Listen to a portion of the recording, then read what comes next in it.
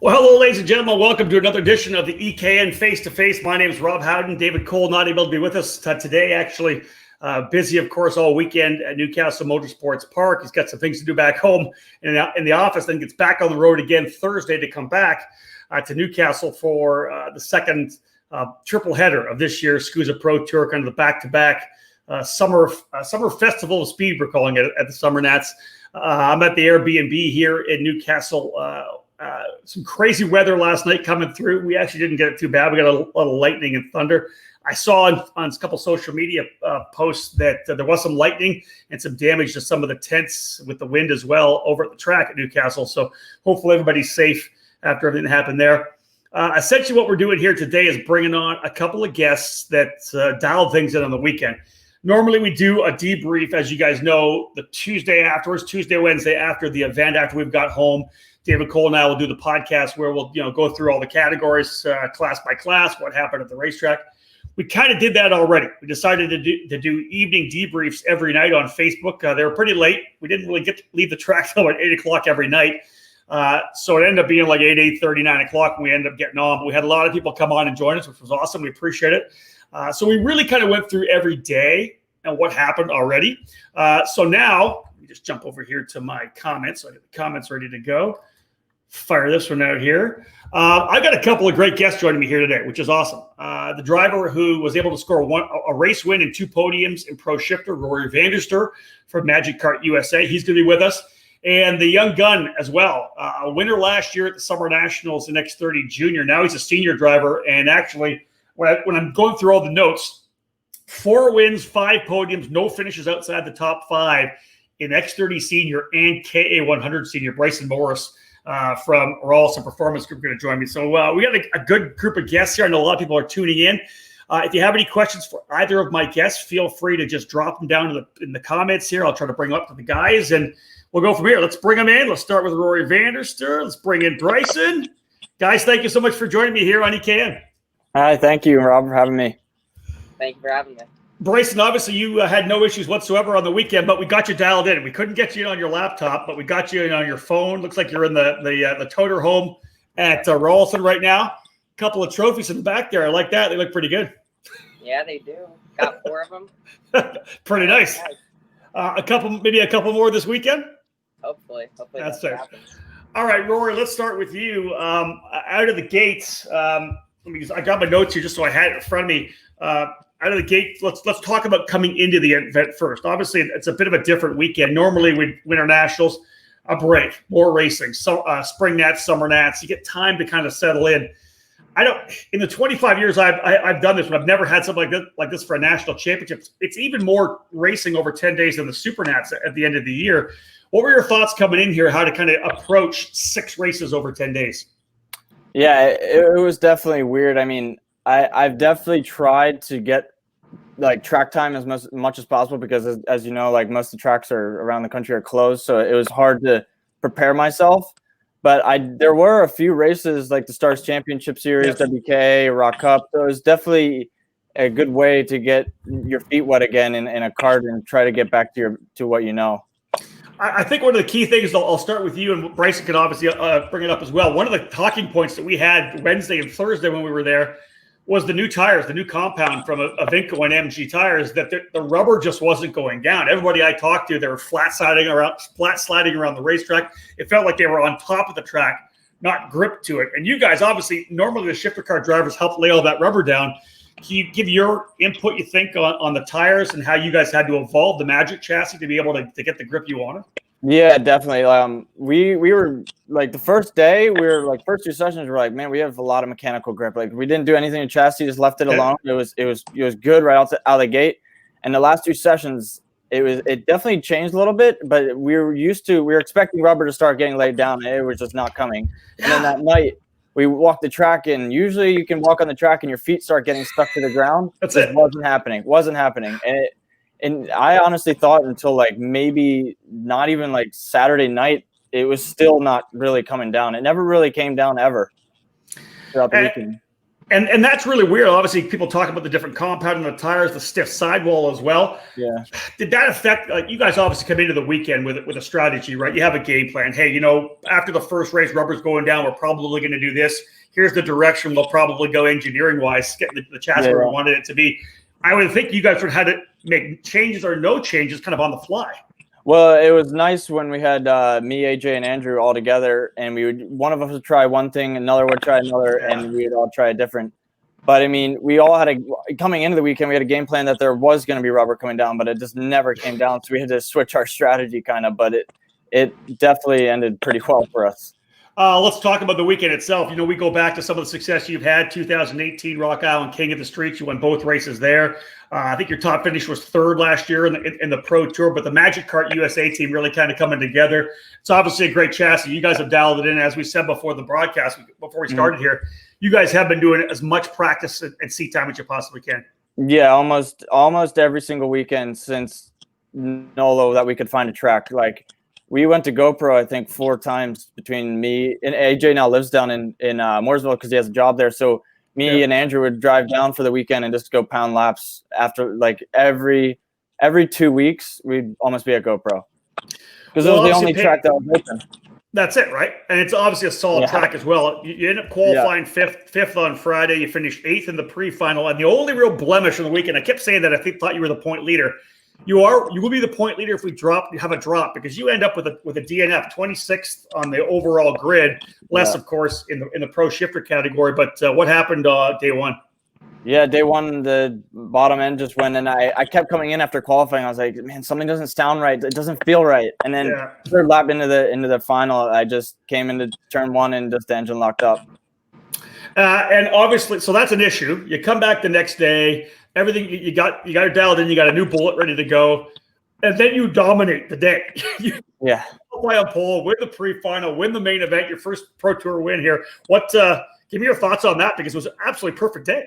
Yeah, I mean, the warm up was okay. It wasn't the best, but I came into qualifying. I just put my head down and I just absolutely hit every single mark on my lap, and I qualified. I qualified Andrew by like 0.04 or something, and then AJ right behind. So when we were 1, 2, 3, it definitely gave me some motivation that I need to go in the pre-final. What do you think about that track, the Super Mile track? It's obviously long. It's 17 corners. You got the ski jump. You got the right left afterwards. Are you a fan of that layout? Yeah, I mean, it adds definitely technicality to it, especially the ski jump, because it is not easy. And then Danny was so fast to the ski jump because he just demolishes the curb. Like, every time I'd be behind him, I'd lose a kart length to him every single time to the ski jump. And I'm like, how does he do that? And I tried a different line, tried backing up the ski jump. I just don't know how he could do it. But overall, yeah, it's really fun. But the bowl in the shifter, it eats the right rear so bad. So right rear. I heard guys talk about the right front, but the right rear on the shifter. They're both, right rear, right front, like mostly. Yeah, it would just smoke the tire. So tire management in the last 5 laps of the final was the biggest thing. Wow, that's interesting to hear. What about Sunday? You come back for round number 3. You're coming off that victory. You're like, okay, I'm thinking long run. I can't have another DNF. That's something that's going to be a key for you this weekend, not having another DNF. You qualify third. You go P2 in the pre-final, and then you just chase AJ for the entire main event. Yeah. Was there any time in that race you thought you were going to be able to reel him in? I thought I could, but I was like, man, AJ is just not making a mistake. No. You know, AJ's like that. Once he gets in the lead, his head goes down and he just doesn't make a mistake. Like, I reeled him in for a little bit, and then it was just so hard to get him in. And I was waiting for him to make a mistake, and he just didn't make any mistakes. It's AJ Myers. Come on, he's not going to make many mistakes. Yeah. And right? I actually had a little bit of issue in the final with my front brakes. I like 6 to go. I pressed the brake, and my right caliper worked more than my left, and I almost crashed like 4 or 5 times. Wow. Yeah, so I had to reel it back a little bit. Did you figure it out? Did you go over the kart at the end of the day after? Yeah, I think it was the brake pads just wore a little weird, and it just happened. But I told my mechanic that's not happening this weekend. We're replacing brake pads after every day. That's it. It's scary going 93 miles an hour and that happening. Yeah, I think so. Let's go over to Bryson. We'll come back, Rory, after we talk to Bryson. We'll talk about this coming weekend. Bryson, you're running for Rawlson Performance Group. rookie senior driver. And anytime we have a rookie driver like you, we're going to give you a little break. You know, your first year in senior, you were good in junior. Well, my friend, I was talking about you all weekend long, and not only you were running 2 classes, you ran KA 100 senior and X30. All in all, let's do an overview of the weekend coming into this race. What were your expectations? I know you're really good at Newcastle. Was that something you had in the back of your mind? Well, yeah, coming off the win from last year, Yeah, I was hoping to get some few good finishes, maybe a podium, but I mean, got the wins. So that's it. So yeah. here's the thing: so you come out in qualifying, KA 100 seniors first, you qualify second. Then you come out in X30 senior and you qualify P1. It's got to change your mindset a little bit when you come out of the gate that strongly on Friday. Yeah, it definitely felt good getting P1 and P2, but still had the pre-final and the final after that, so had to still work. So let's go through it then. We'll go through Friday. I've got your P2, P2, P2, and KA 100 senior. In that race, it was kind of back and forth. It was such great racing in KA 100 senior. Were you happy with that, or did you feel like you left something on the table and you wanted the win? I wanted the win for sure. Yeah. Because we let Brandon Wimpy kind of get a gap in the last couple laps, and then something happened behind me, so I started reeling him in, but wasn't able to get the win, and I really wanted it. So. Now, what about in the X30 senior? So you come out of KA 100, you go into the X30 senior, and you're a junior driver, and this has, I don't say play on you, but you have to have this consideration. You look at the guys that are around you. You know, you were beating and were faster than your 4-time championship teammate and kind of team leader Ryan Norberg. How did that feel to come back into the tent every time? Did he come over and ask you for some advice? He definitely came over, looked at the times, looked at the data a lot. Yeah. But yeah, there are a lot of good drivers around me, and it felt really good to be able to be out in front of them. What is it about Newcastle for you? Because obviously you really like this racetrack. Well, it's so close. Yeah. It's not close, but it's really the closest track we have to where I live. Now, you're from Tennessee, aren't you? Yeah, so we're like in the middle of everything. It's you and Joseph Newgarden. That's the only place you live in Tennessee and come up and race at Newcastle. That's good. Yeah. So we do a bunch of club races here, and it really works out good for us for SKUSA. Let's continue on here. Looking forward to the next day. You end up in qualifying 8th position. I think that's just kind of the way qualifying went back and forth, right? Get whatever lap. You move up into the top 4. You finish 4th in the pre-final X30 on Saturday and 4th in the main. Overall, when you look at races like that, was your worst finish of the entire weekend. Ended up P4, right? You had 4 wins and 5 podiums. Did being up there again give you even more confidence in realizing that you could be raced with these guys here? Yeah, for sure. In qualifying, I got a penalty, which took me from pole down to 8th, which really sucked. What happened there? Pushback? So I went to pass someone, and they went to pass right in front of me and just got a bumper penalty. Yeah, that's a couple of guys had that, didn't they? That sucked. Yeah. Let's able to fight. Let's talk about transitioning from Friday to Saturday. You know, your first Pro Tour race in the senior category. Was there a lot to learn in the first day you took to the second day in terms of racing wheel to wheel with these guys? I definitely learned a lot from the first day and kind of applied it to the second day, but It was really mostly the same. Let's talk about running for Rawlson Performance Group. What's it like being underneath that tent with Mike and the crew? And there's obviously a lot of talent. We could probably have a really solid race with all the mechanics that are in there because there's so many race wins and championships with the mechanics alone. What's it like for you as a young driver being in that particular group? It's amazing because everyone around me is good, and if I'm off a little bit, there's always someone that's fast, so you can just look at what they're doing and improve.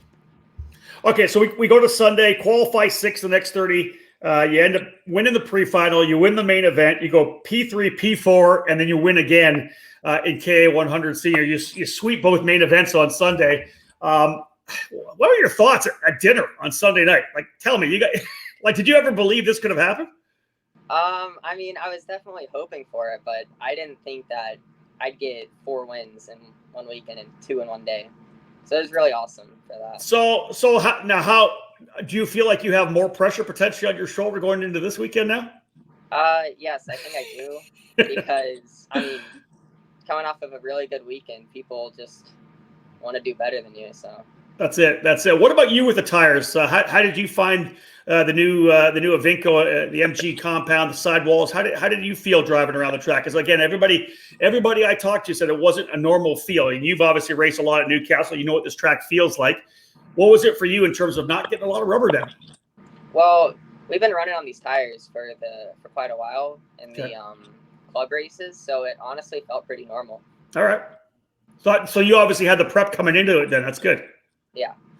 All right, guys, let's look forward to the next race here now, because what I like about this, we ran the Super Mile in the first race. Now we go to Reverse National. I don't know that I've actually ever been to a race here running Reverse National. It's such a different finish with the right, left, right combination coming over to the start-finish line, the old start-finish line. Rory, let's start with you. Do you have any experience running this particular layout at the track? Yeah, I do. Back in May, they did the Stars Championship Series, and they did it in reverse with the chicane, I-70. They have the left, right, left. Yep. So we did that, and I honestly think this track backwards is one of the coolest tracks to drive. Wow! All right. Yeah. All right. So in the shifter, you like I-70 would be turn 1 now. So you go 91 miles an hour to 25, so it's 6 to second gear. So it's a lot of hard braking into. I think the same thing coming back down towards the scoreboard corner as well. No. Yeah, for sure. It's going to be a lot of like pretty big passing zones. So what's the finish going to be like? Because it's like, obviously if somebody blocks to the inside of that first right-hander, it's going to be a lot of over-under and coming back to the line. I think that's going to be really interesting as well. Yeah, but the I-70 on the last lap definitely makes it interesting. So it's going to be a little bit different on the last lap for every class, because the hairpin, like, I guess, creates more of like a whoever gets through it best, and then the high-speed stuff's just, I guess, whoever's in first. I could probably ask the question. I'm sure you guys at the Magic Kart USA are pretty happy. You got 3 really strong drivers. All 3 of you guys got a chance to win at least one main event this past weekend. Is there going to be a major setup change based on the way the track's set up here? Is it pretty much the baseline you guys are always running? It's funny because it kind of shows how versatile this chassis is, because all 3 of us we have 3 different driving styles, and we're on 3 different setups. Completely different. You are? Really? Every one of us are on different setups. Wow. Like I'm on one type of seat, Andrew's on another type of seat, and AJ's on another type of seat, and we also all have different setups. And we have like everything's different. That's really wild. Yeah. What's your driving style compared to the other guys? That's me and AJ are really similar by like we're very, very really smooth with the wheel, and then Andrew's just a little bit different. Like he attacks the corner a little bit harder than us. All right. So obviously when we go to the Super Mile in the counterclockwise, primarily left-hand turns, right, to get around. Primarily right-hand turns for this one. Does that change anything setup wise for you guys or no? Maybe a little bit here and there, but I don't think much. Maybe because of the bowl, because we were trying to get like maximum grip for the bowl because of how fast we go through it. So maybe a little bit different there, but other than that, I don't think so. Bryson, what are your thoughts on this particular track? Is it one that you've had a chance to race on yourself? Are you going to come out of the gate as strongly as you did this past weekend? Well, I also did the Stars race back in May. Yep. And had a pretty good showing there, getting second in X30 and first in KA. So hopefully I can do just as good as I did. All right, so hold on. So last lap in most of these categories, we saw guys lining up, of course, down to the I-70 hairpin, the big draft coming down. We're not going to have that big draft for the finale. So Bryson, what's a finish going to look like with the right, left, right? Are we going to see guys climbing on top of each other? Is there going to be bump and runs? What's going to happen? I think there's definitely going to be a crash in almost every event. Almost every event. Yeah, almost everyone. Because people will go to the bottom, and then it'll just get crazy from there. Over under, yep. Yeah, it just alternates every turn, like right, left, right. Just never know what's going to happen. So we're going into this event. Obviously, it's going to be a lot of fun. Let's Bryce, I'll talk to you a little bit. What are your expectations going in? It's 4 wins, 5 podiums. Again, your worst finish, like I said, in both the categories in the 6 races. Your 6 main events was P4. Are you putting more pressure on yourself, or are you going to kind of let these things play out and see what happens? It's definitely a lot of pressure, because I want to get that championship win in both of the classes. So, I mean, I'm really pushing myself to try and get those. What are the guys saying in the tent? Are you sitting down with Mike Rawlson, with Ryan, whoever it may be? What are they telling you right now as a young driver like this, coming out of the gate as a rookie and senior and looking to go for a couple of championships? What's kind of the theme of the message they're giving you? Just try and be smart, be as smooth as possible, and be fast. That's it, right? It's being smart. Yeah. And remember, everybody's chasing you right now too. That's the one thing to remember. You don't have the pressure. They've all got the pressure because you're kicking their butts right now. Well, I still do have the pressure because you do. Leading the points, people are coming after me. I got to hold them off. That's very true. Rory, what about you? What are you thinking going into this one here? You've got two really good teammates that are strong. They both have race wins. Danny Formal actually showed what he has. He was pretty good. It's interesting that I think everybody has a DNF. That's one of the things, right? I know that Andrew had one. Obviously, Jake French had one. I don't know that Daniel got into it with AJ over in turn number 8. That one. Yeah, and Friday he didn't finish. Danny didn't finish on Friday. So there you go. It's wide open for you guys, really. Yeah, I'm definitely just trying to stay out of the trouble and be consistent. The pre-finals are so important at this series because there's so many points up for grabs. Yeah, and try to shoot for that fast lap again. I got a Saturday and Sunday, so I think I can get it this weekend too. So some extra points to help boost me. Yeah, I throw that out there all the time with the fact that there's all those points in the pre-final. You can't kind of sit back in the pre-final, so you got to lay that big lap down to get the points. What do you think of championship-wise, Rory? You've got a lot of drivers and some obviously great drivers up here, the top 5, top 10 in this category. What do you think your chances are? Looking at what you were able to do on Saturday and then come back on Sunday, I got to think you got to feel that this thing's right in front of you. Yeah, definitely getting that first win, my confidence has gone way, way higher. Definitely, I know I can run with them. Yeah. So definitely trying to just go as hard as I can in every single race. Definitely got to save the tires in the last 5 laps because we all talked about it in the tent. It's like survival mode for us in the last 5 laps. It's that aggressive. The tire wear is insane. Wow. But yeah, definitely in the pre-final, get max points in the final, do whatever I can.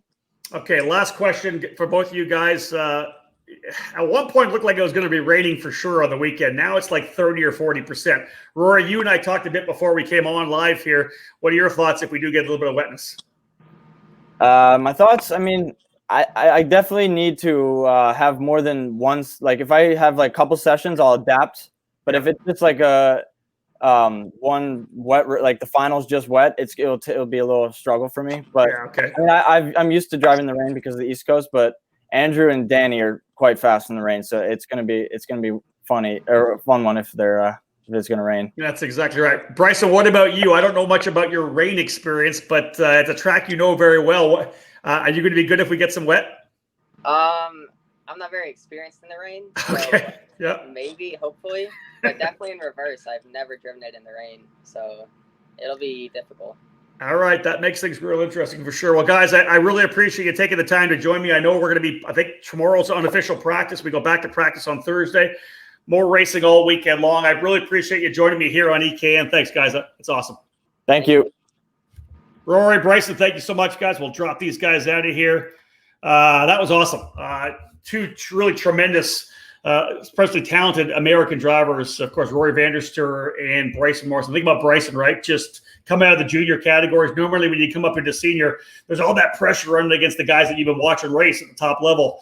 I think obviously the fact that it's his home track kind of gave him that advantage to be able to maybe take that challenge on a little more than he would otherwise. And did a tremendous job. Like I said, 4 wins, 5 podiums, only 1 finish off the podium, and that was 4th. So no DNFs at all. He looked tremendously good. And like he said, he's got some seat time on that reverse national track. And then you got Rory Vanderster, a guy that we've watched get better and better over the last couple of years in the shifter kart categories. Won the King of the Streets at Rock Island a couple of years ago. Magic Kart USA has got a tremendous lineup, as we said. All 3 drivers getting a race win. Bedozo winning race 1 on Friday, Rory winning on Saturday, and then AJ Myers winning on Sunday. So all 3 of those guys have a chance with the DNFs that we've had so far. Those guys all actually have their drops already. You'll have to be perfect, I think, when it comes to Friday, Saturday, and Sunday if you want to come away with a championship.